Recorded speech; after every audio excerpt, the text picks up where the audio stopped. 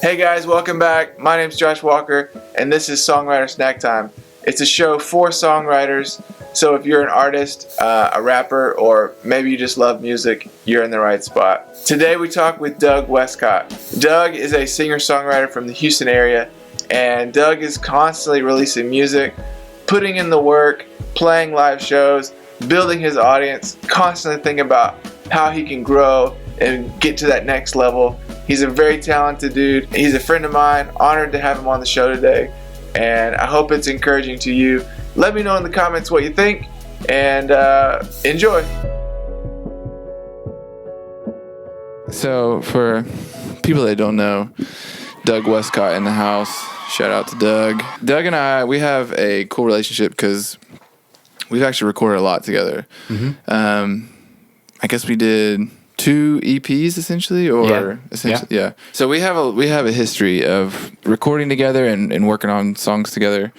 So it's really cool to have you in today to talk about songwriting. The mission statement of this segment or whatever is it's a show for songwriters to share the process of doing what we love. And essentially, I believe that is why we do what we do, because we love it. Yeah. Not because we make a ton of money. Not because... Don't even make a little money, but hey. There you go. Truth. We do it because we love it. Right. And so that's what I'm trying to get across, is to share with people the fact that we love what we do, and that's why we do it. So for you, what makes a song... I don't know, this is very subjective, but what makes a song good in your mind? So there's a million songs out there, but there are certain ones that you maybe put on a playlist or something that you're like, these are solid, amazing songs. Like, what makes a song, either a song that you've written or maybe even a song done by another artist or a band, what makes a song good? To me, if it's one of my songs, I always know if it's a good song or not because I can't stop playing it. I'll play it and then not even look at the clock, and then look at the clock and it's been an hour and a half and I've been playing the same guitar riff. Then I kind of know I'm onto something good. When it comes to other people, I would say, because it's with my songs, when it gets stuck in my head, I know it's good too. But with other people, I have some songs I don't like get stuck in my head, so that's doesn't really work the same. With other people, I look for something different, something to jump out and grab me. I'm a lyrics guy, so most of the time, if they've got edgy lyrics, it usually gets my attention. Or if it's an interesting story, but if it's just the same, I guess the word would be corny. If it's corny lyrics, I can't pay any attention to it. So I would say something real, something that grabs me. I'm kind of the opposite, because I go to music first. Oh, do you? And sometimes I don't even understand what people are saying, like the lyrics part of it. And then my wife, she knows immediately what they're saying. She thinks about the words more than I do. And a lot of times I can get into a song without even knowing really what certain parts of the song are. But you're the opposite. You latch onto the lyrics. I latch onto the lyrics, yeah. It's the first thing I hear.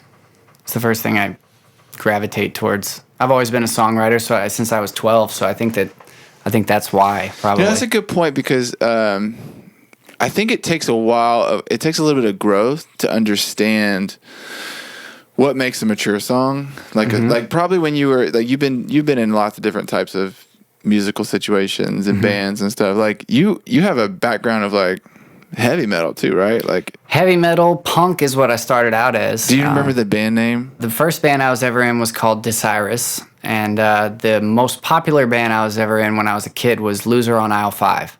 That's cool. And that was the coolest name I think I've ever come up with for a band name.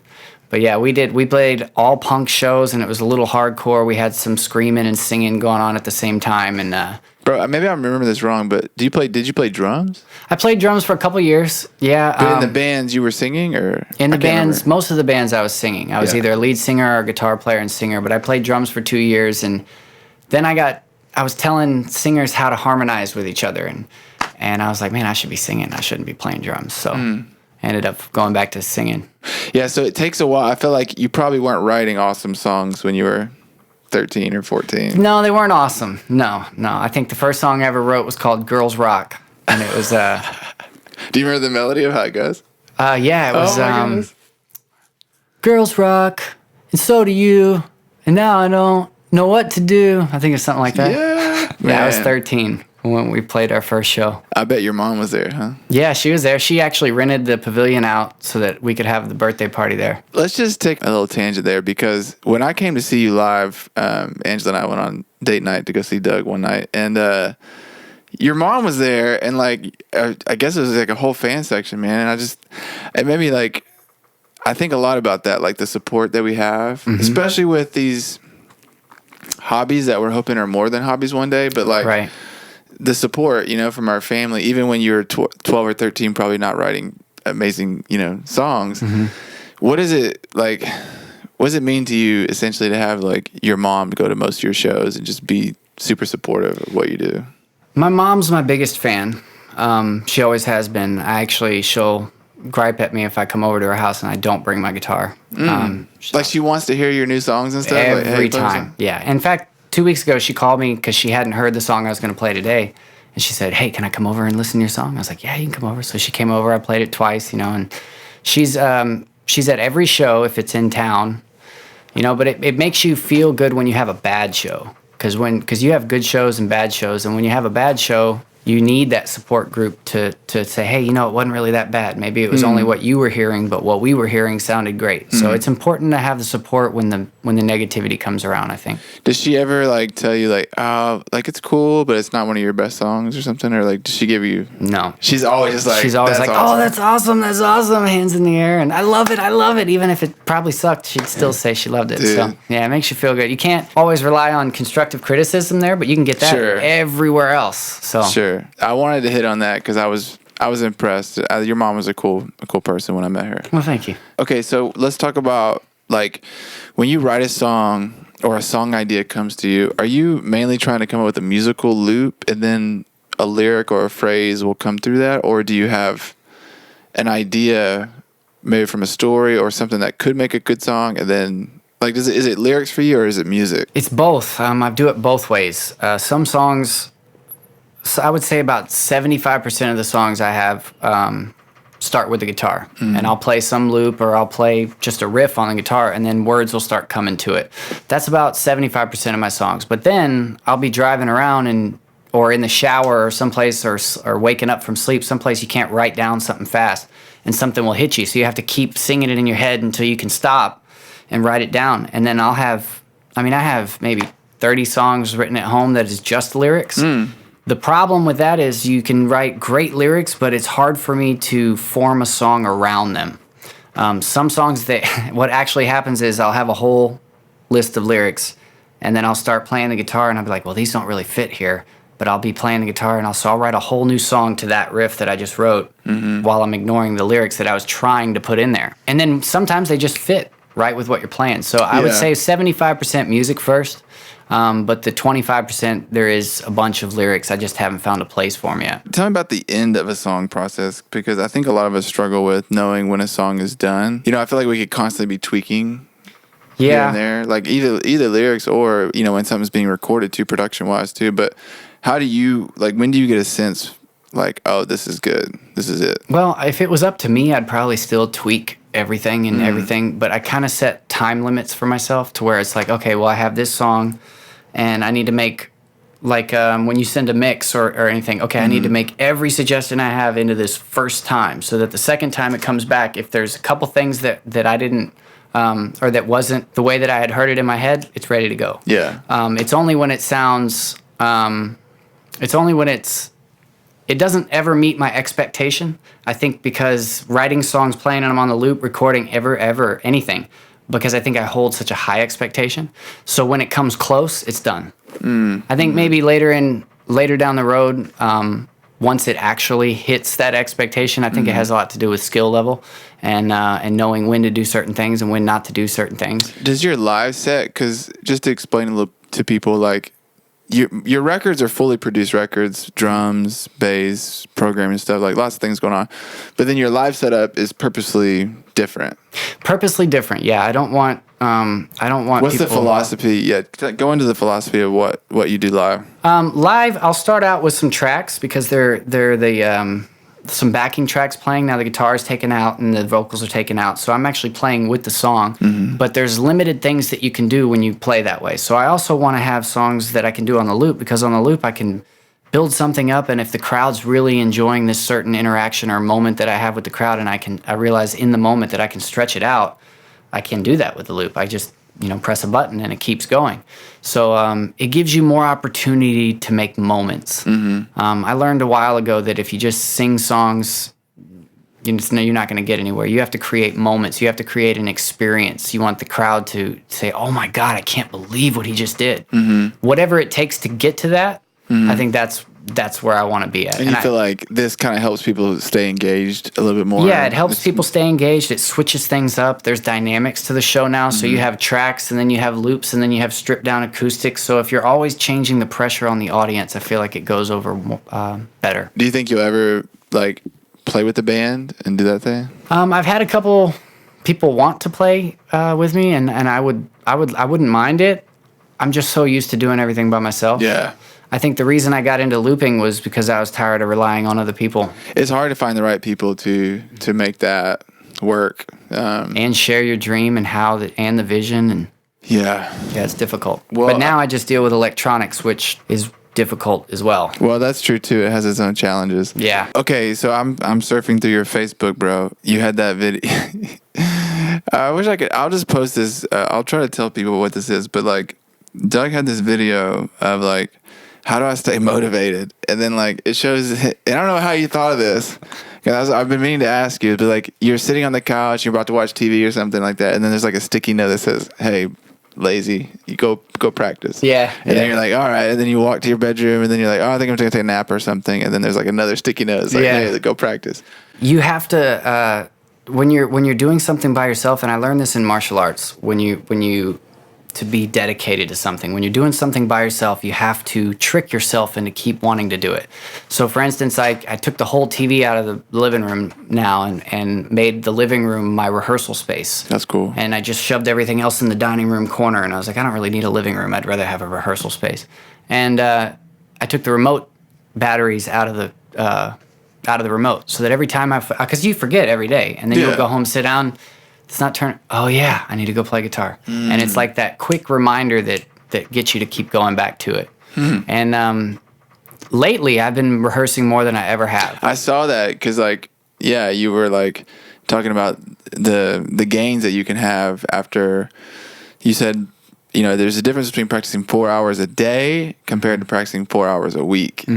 So when did that shift happen? When did you start doing things like that and taking that seriously? Or I mean, you have a job. It's you have a 9 to 5 things going on, man. If you're passionate about something and you really want to make it somewhere with it, you're gonna have to put more hours in. And I came to that realization maybe a couple months ago, and then I started rehearsing a lot more, and then 2 weeks into that rehearsal, I found out about the Blue October show, and I was like, oh well, I need to rehearse like crazy. It's all I need to do now. But it was about 4 hours a week I was putting in, and then it got to the point to where it was like, okay, well, can I do this blindfolded?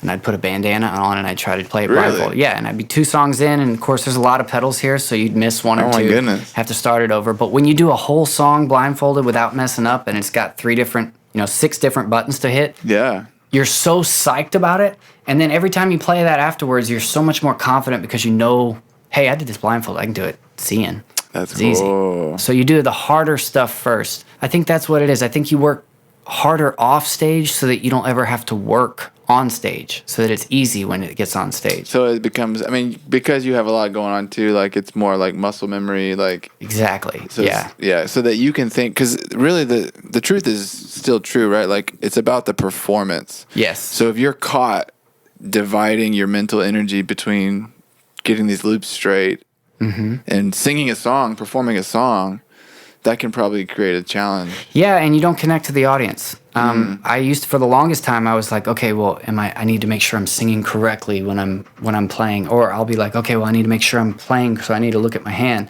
But when you do that, you have no interaction with the audience, and when that's memorized, then you can focus on people. And I read something that said if you make eye contact with a fan and for 3 seconds and they smile, that you got a fan. That means you have a fan.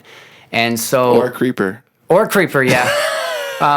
In fact, that happened to me in Utah. There was this girl that kept looking at me at the table, And so I did the same thing. I made the eye contact for 3 seconds. She smiled, and then I look over at her boyfriend, and her boyfriend's like... He was not smiling. He was not smiling. So I was like, oh, okay. All right.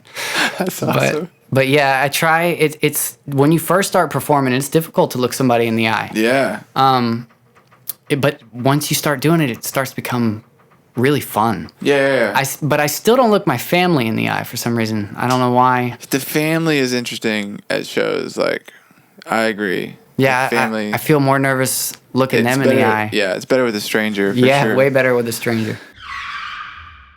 Sponsorship. Guys, I just want to interrupt for just a second and let you know that we do have a sponsor for today. Today's sponsor is 150 Music. If you are a songwriter, a musician, a rapper in the Houston area, if you need a place to record, someone to work with you on your music, make your songs the best that they can be, then feel free to reach out to me, 150music.com. Fill out the free quote request, and if you put in the discount code Snack Time, then I'll give you 15% off our first project together. So let's do it. Now back to the show. Let's go into the upcoming show that's the Blue October thing. Sure. Like, man, tell me the story. Is that connected to the Rod Ryan show thing that happened, or what's the deal with that? Kind of. Okay. What they had is it's called the Houston Music and Arts Fest, and it's I think it's like 10 bands playing. And 94.5 had a contest, and they said, okay, well, send in all you bands, send in your a best video that you have of you performing live, and it had to be under 4 minutes, I think. And all of my songs are way over 4 minutes because it takes forever to do the loop. So I only had one video that would qualify, so I sent it in, and it wasn't even that great of a video. And I was like, okay, well, we'll see what happens, whatever. You have to take the opportunity even if nothing happens. So then I made the top 20 in Houston, and the Rod Ryan show voted on that. Was that video the Eminem video? Yeah, no, this was a show back in February, playing with in-ears and with the track. Okay, cool. And I made the top 20, so I was like, hey, okay, maybe I have a shot at this. So I started rallying all my friends to vote because everybody could vote one time per day, and they narrowed it down to the top 5. Well, I didn't make it the top 5. So I was like, okay, well, at least I did it. Mm-hmm. And then I'm rehearsing for another gig, and I get a phone call, and it's Blue October's manager, and it just freaked me out when I had to make him repeat it twice that he was actually Blue October's manager. But he said, yeah, well, Justin checked out all the people that applied, and he likes your music, and he wants you to open up the Houston Music and Arts Fest. And I was like, wait, what? I was freaking out. So I hang up the phone, I start calling everybody, I'm walking around my house, and I didn't know what to do. I didn't know what to do with myself. I paced back and forth for probably 2 hours, just like, oh man, what am I going to do? I got to do this. I had to put on the best show I've ever had.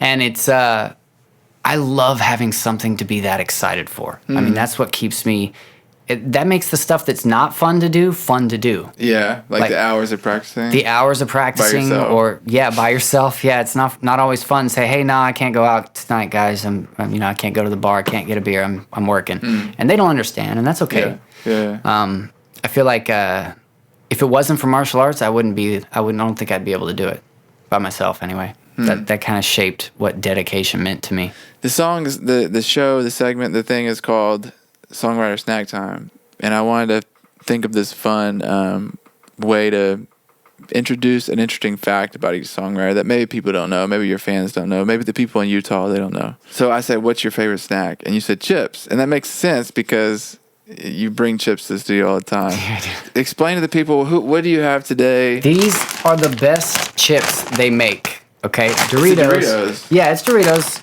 And it's organic, even though I'm not like that type of guy. Okay. But it's white cheddar, and oh my god!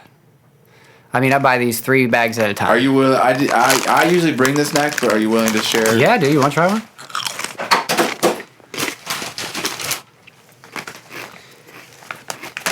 These are the best. Doug asked if I'm willing to try one, and I just grabbed like 10. Why not? I gotta live a little bit. Wow. Really good, man. Pretty good. Really good. I love it. Let me ask this final question. What is success for you? Songwriting, creating music. What does it look like? Success is when I can pay all my bills doing music. That's success to me. Even if I'm only making even if I'm struggling If I can pay all my bills with music, that's making it to me. The dream is to perform. That's what it's the most fun thing I've ever done. And there's no, when you perform and you have the crowd, like all of them involved, there's not a better feeling on the planet to me. It's like you almost like you have control and, I can lead you down here and let's go this way together. Instead of, back when I wasn't as good or when I didn't know how to control a crowd like that, it was more of you're almost fighting with them. You're like, hey, listen to this. Hey, listen to this. You're shoving it down their throat. But now you can create things and draw people in. And there's an art to it that I never knew existed until the first time I got the crowd to sing one of my songs back to me. And then I was like, okay, there may be something to this. There's things you can do. So that's the most fun for me. So if I can tour and play, I really want to stand on a stage and see just people, like a bunch of people. That's what I would really like to see. But success would be to just play shows and release music and pay the bills. I hope you get there, man. Thank you. That's success, man. I hope that comes to you. I think it's a combination, right, of like putting in the work and then, doing all the necessary things you need to do to treat yourself like a business and right. And to be in the right place at the right time, invest in relationships, all that kind of stuff. So the one thing I have learned though, if you put in work, results do come. It's just a time difference. So the more work you put in, like with me practicing 4 hours a day, that's going to pay off. Probably not until 6 months later or a year later, but it's going to pay off. Yeah. And I know that for a fact now. I've seen it happen too many times. So I know that's the one thing I'm sure of. It's almost like if you go to the gym, at some level you're going to maybe not be the most ripped person, but you're going to improve. Your strength. Yeah. Yeah. You're going to improve and you're going to feel better. That's yeah. Cool. I think it's a big thing with putting work in. And a lot of people want to be successful. They just don't want to put the work in. All right, man. Well, we'll take a small break and then come back and have you perform. What song are you going to perform today? I'm going to do a new one. I wrote this song about 2 months ago. It's called Trust the Vibe. That sounds cool. And yeah, it's... Give us a lowdown on what that, how did that come about? Well, Trust the Vibe is a story about a girl who likes this guy, and she won't admit it for whatever reason. And the reason I wrote the song is completely different. Had nothing to do with that. The reason I wrote it is because I kept running into people who I would get a vibe from, whether it be good or bad, and then everything that came out of their mouth was the opposite of what I felt, like the energy off of them. Yeah. And I was like, man, something's not right about that, whether it's positive or negative. And then 90% of the time, later down the road, I find out, hey, something was off about him. This is what happened. Something comes out. Or, hey, I was right about this. Look. So I think that Trust the Vibe is more of an arrow pointing towards our own tuition and our own intuition and to trust it. A lot of people don't trust the intuition, and you find out later, I should have trusted it. I knew it on some level. I just didn't believe it. Cool, man. Well, and if people hear this and they want to check out more of your music, where should they go? You can go iTunes, Spotify, anywhere digital music is sold. You can look me up on Facebook and be part of the community.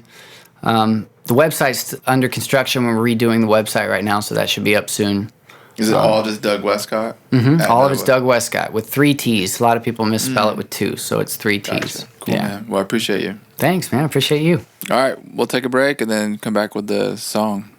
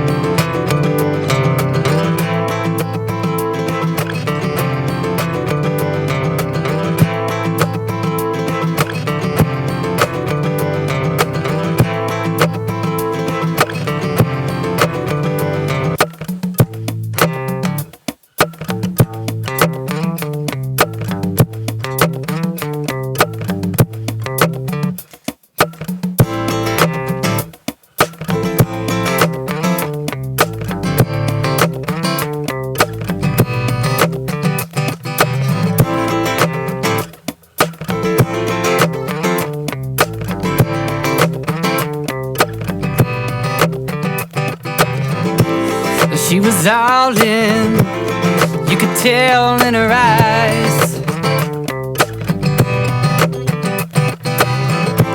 And she was 2 drinks in, giggling, and no longer shy. Sitting in a corner booth with those golden tinted eyes. Oh my. Trying to explain to me she's not interested in mine. Oh, what a lie. But I know better, I know better, I know better tonight.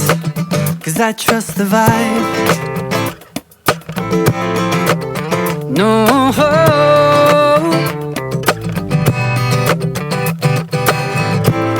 Yeah, she was leaving the door just a little cracked open,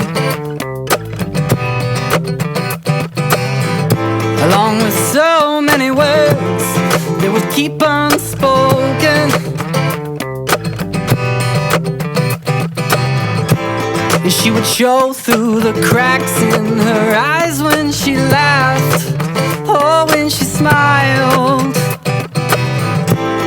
like warning lights, singing this could be fire. Oh, but she swears it's all a lie. But I know better, I know better, I know better tonight. 'Cause I trust the vibe. Well, I trust the vibe. Well, I trust the vibe. When things don't add up quite right, and the words don't match their eyes, and I know everybody lies, and I know everybody's hiding something, or got something to hide, so trust the vibe. Woohoo! No. Yeah, trust the vibe.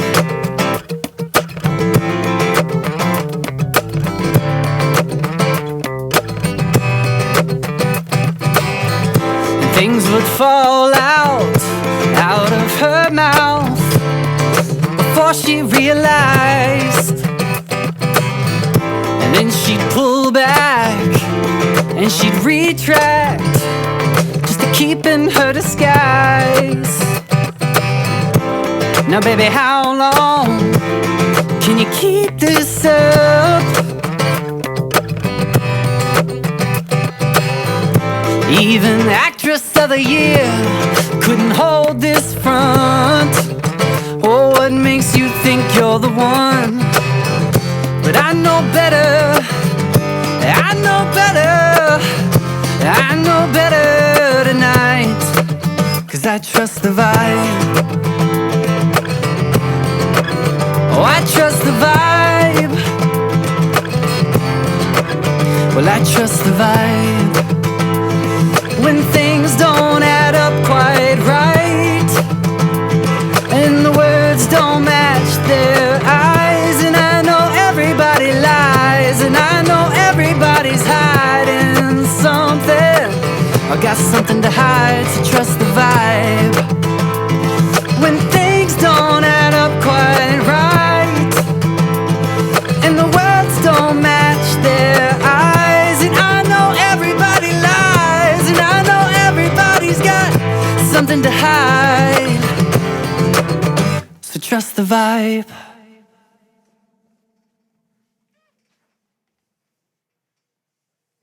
Bro, that was awesome, dude. There you go. Did it go good? Awesome. Dude, Felt pretty good. great job, man. Dude, you can like really jam out with these things. I've only played with them at one show. Really? Yeah, because there's no reason to do it at my apartment.